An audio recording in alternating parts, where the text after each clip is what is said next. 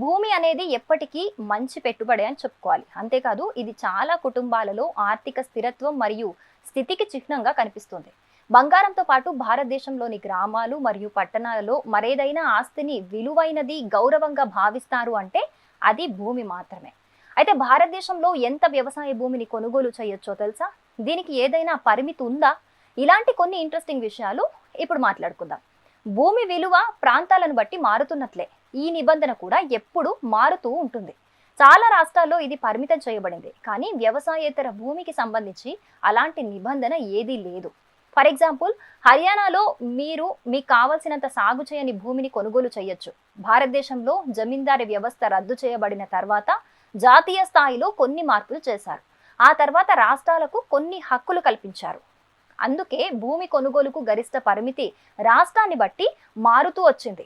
అందుకే కొన్ని రాష్ట్రాలు వ్యవసాయ భూమిని ఎవరు కొనుగోలు చేయొచ్చో ప్రభుత్వం తెలిపింది. కేరళలో 1963 భూ సంస్కరణల చట్టం ప్రకారం పెళ్లి కాని వ్యక్తి 7.5 ఎకరాల వరకు మాత్రమే భూమిని కొనుగోలు చేయొచ్చు.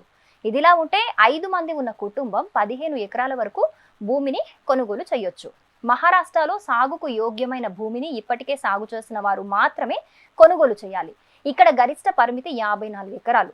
పశ్చిమ బెంగాల్లో గరిష్టంగా 24.5 ఎకరాల భూమిని కొనుగోలు చేయొచ్చు. హిమాచల్ ప్రదేశ్లో 32 ఎకరాల భూమిని అయితే కొనుగోలు చేయొచ్చు. కర్ణాటకలో 54 ఎకరాల భూమిని, అలాగే మహారాష్ట్ర నిబంధన ఇక్కడ కూడా వర్తిస్తూ ఉంటుందన్నమాట. తెలుగు రాష్ట్రాల్లో కూడా దాదాపుగా 50 ఎకరాల భూమిని కొనుగోలు చేయొచ్చు.